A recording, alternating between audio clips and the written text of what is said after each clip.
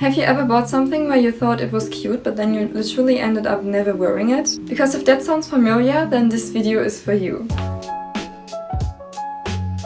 Hi angels, I hope you're all doing well. In part 1 I talked about where I shop and my overall favorite brands, and this is pretty much the second part of this, and I would say that today's video is even slightly more important because unlike the previous video it's slightly more universal because, as you can tell by the title of this video, I'm showing you how you can shop, and you can actually do this with pretty much every brand, most of the tips, whereas the previous video were more focused on the specific brands where I buy my things and my clothing, and maybe your style isn't the same as mine, or maybe you just prefer other brands. But this video is, I would say, almost totally universal. So yeah, let's dive right in. Hot take, online shopping is much better than in-store shopping.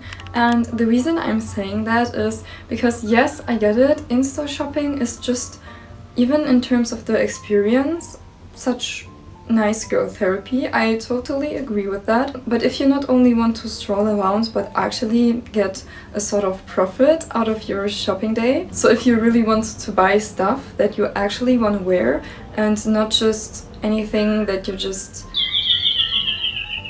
then I would highly recommend you to shop online. First of all, you have a much higher selection, but you can kind of tap out of the situation because you're not in the store with the actual products. But instead you can really review each product, and you can also review different products from different brands, for example, at the same time when you're, for example, taking screenshots or something. And also the lighting. I think we all know that in most changing rooms from any specific fashion stores, there's just this cabin lighting that is just so bad most of the time. We look so bad in this lighting. Obviously there are exceptions, but talking about the majority of the fashion brands and their stores. And secondly, also the clothing looks actually kind of bad. At least it looks much different than it would actually look in natural lighting, for example, or just overall when you're not in this changing room. So this is not so beneficial, and I would say if you're, for example, just seeing that in actual studio light with a clean background, then it's just much more easier to determine whether or not this item is actually something for you, and also if in your opinion it actually looks good, or if maybe that's just the lighting, or maybe it's just that you're having the idea of it or the vision, but the item is still not it, you know? Because sometimes in stores that can really be the case. And I know I've already mentioned that, but one more thing about the selection kind of part. I don't know about you, but for my style, I most of the time don't find anything that I'm originally searching for at my locals. Like, they have stuff, but it's not the stuff, you know what I mean? And maybe you're feeling the same, and I guarantee you, sometimes it's really helpful maybe even to search for different brands that are not as popular but maybe still seem professional and serious.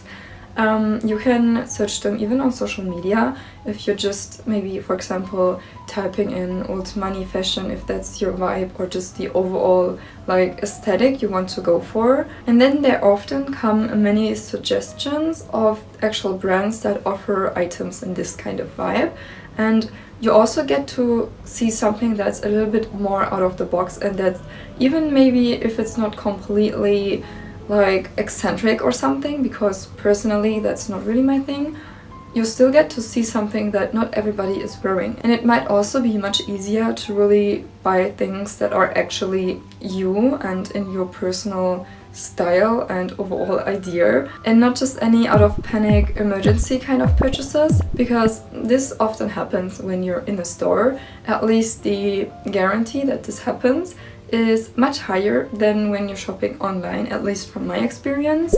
When it comes to online shopping, as there's often a very high selection, to not get kind of lost in the ocean of fashion items, I can really recommend keywords. You can just go onto the search bar and search up the specific item that you're searching, but I must say sometimes you really have to play around a little bit, Because, for example, when you're typing in brown ruffled skirt, some brands don't really show you all of their brown ruffled skirt items, so in terms of the color, because it also depends on the title that they have put onto each product. So sometimes it is brown, but they're not labeling it as brown, only in the description of the product, for example. And then I can really recommend you to use the filter tool after clicking searching. And this is really helpful, so you can really filter out anything that is not up to your favor. It also helps you with distractions, because this can really be distracting if you're just searching from everything that they have. So get an idea of what you want to buy and then directly search for it. Because in my case, it's like that. When I'm online shopping, I always have an intention behind that. So I'm not just buying anything. For the filter tool, there are of course multiple options on how you can kind of sort things in or out. For example, by material, fit or length, just based on what you are actually searching for. And talking about the material and fit, we are already sliding over to the next point. I think if you're introverted, you don't even need any proofs that online shopping is better than in-store shopping, because introverts don't really like that normally. I can speak for myself. You really have to pay attention to the materials. This can, for example, be polyester, but it can also be a viscose or, for example, cotton blends, or also many other things. But for example, if you see that the product description, you can always find that when you're on the product, and then you just scroll down and then you can pretty much all of the time find everything. Otherwise, I would maybe reconsider if this brand is really a good option. But if it says something like, for example, it's made of 90% polyester, then probably the quality isn't so good. It can be good, but it really depends on what it should represent, kind of, if that makes sense. And by the materials, you can also see if it maybe is low maintenance or high maintenance, and maybe if you don't care about that, then you can just skip that part. But for example, maybe you have to steam it so often, or maybe you don't. It really depends. For example, if it has lots of linen, or if the overall fabric is quite thin, then it might get wrinkled quite easily, because if it's thicker, then it's also heavier. And if it's heavier, then the wrinkles don't really appear. For example, this one, I haven't done anything to it, and you can't really see any wrinkles. Obviously, these wrinkles are supposed to be there. I hope you can tell that. And these ones also kind of, because it's tailored and stuff. I practically just have to wash it and then just 2 times shake it, and then yeah, then I let it dry either in the dryer or air drying. So very low maintenance.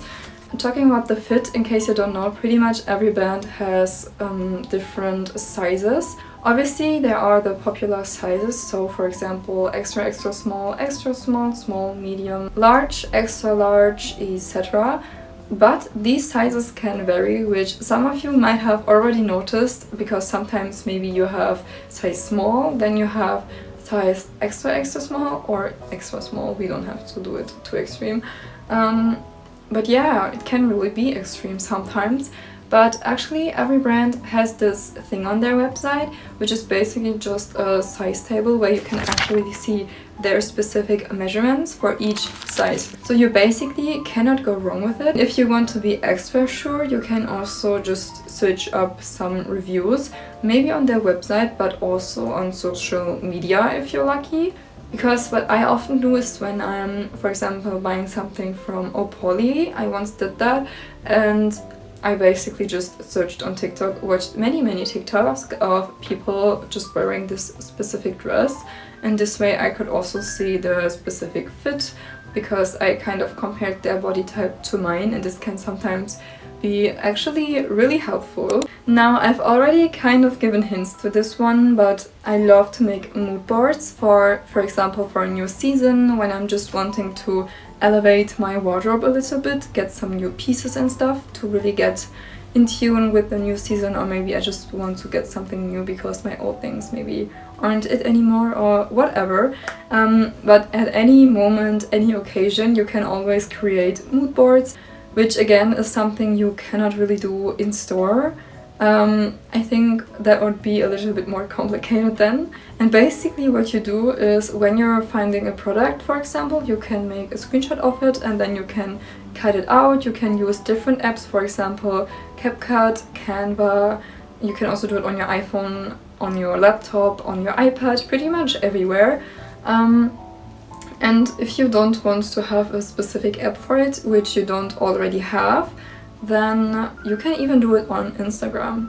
And I'm pretty sure that most of you have Instagram, so I will show you how I would do that with Instagram. And I would say that's even the most inconvenient way, because your gallery has this cutting tool and it's literally so easy. And then what you can also do, and this might be a little less effort-taking or a little bit less complicated, you don't have to necessarily make mood boards. You can also just go on Pinterest and then just search for a mood board that you like, or maybe you already have some own Pinterest boards, specifically mood boards, and then you can just take a look at them or your overall aesthetic, and yeah, then you search up specific items that maybe fit onto that aesthetic. Or you can also search for something if you have no clue what to buy but you feel like you need to buy something.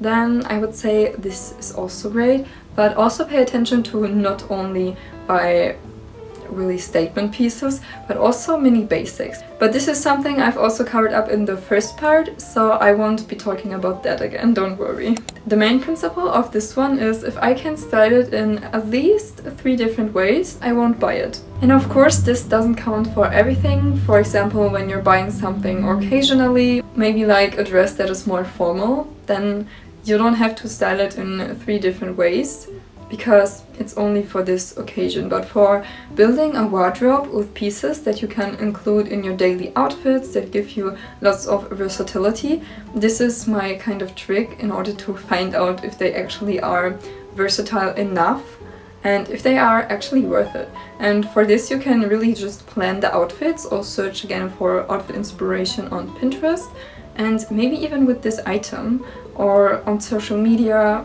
like searching for videos for mini skirts, for example, how to style a mini skirt, or one top for waist, and then you can also kind of review that and maybe also kind of emphasize that on the things that you yourself wanted to buy. This is one way, but I also have 3 examples because I don't want you guys to go out empty-handed. So the first one is strapless or spaghetti strapped dresses. I would say you can pretty much put them into the same category in this case. First of all, you can just go blank, as you can see here, which is also great, of course. Then what you can do is to wear a top over it, just so that the dress itself kind of functions as a skirt. You can also, for example, combine it with a coat, which I would say is also another way how you could style it. Now, if you're going for dresses that have slightly thicker straps, so not like this one, but more like this, actually, then there are similar ways, but you can also do it slightly different. For example, the first one is simply again as a dress, then again with a top or a blouse over it, so that it will really function as a skirt again. And it's even better if you have, just like this one that is very tight around the upper part of your body, and then the skirt part is literally like a skirt, you know, so more with ruffles and stuff, but no ruffles on the dress itself on this part of your body, because if you're then putting something over it, it will kind of not look good because you can see it and then it's just uneven. And what you can do here especially, which I would say won't really look good when you have something strapless or with spaghetti straps, is to put something under the dress, which for example could be blouses especially. That's one of my favorite ways how to style it. And I think it's even better if the blouses have, for example, some puffed sleeves or just overall some ruffles or collared blouses. These are great for this, and it also enhances your overall silhouette and elevates the whole look so much, because without that, I would say this outfit wouldn't be complete. Then another item that has lots of versatility would be high knee boots, which will also be very trending, by the way, for this autumn. I think for every autumn, honestly, but they're just the perfect autumn shoes. I have these cream white ones, for example, and 3 ways you could possibly style it is, first of all, with a mini dress or a mini skirt. If the boots are a little bit more loose, I would recommend you to go for an outfit that is more tight, because otherwise it would be too oversized. But of course you can also do, for example, a more oversized top, maybe just like this one, or for example a short coat and then still a tight mini skirt, because I would say with a loose mini skirt it's not really the vibe, at least for me. But however, that's the first option. Then what you can also do is you can wear oversized pants over it, such as oversized trousers. Then you won't really see the shoe, but you can still wear it and you still see a little bit of it, and it also adds versatility, because it's kind of like having 2 different types of shoes, because you don't see the whole heel. And what you can also do, which might be a little controversial, is to combine it with tight pants or even skinny jeans. Because yes, actually you can style skinny jeans very elegantly and they're not all bad. I think that's so misunderstood. Of course, if you style them in the not so fashionista 2016 kind of way, then it's not very much giving fashionista, but it always depends on the styling. And I would say these high knee boots are literally the most perfect way on how to style skinny jeans.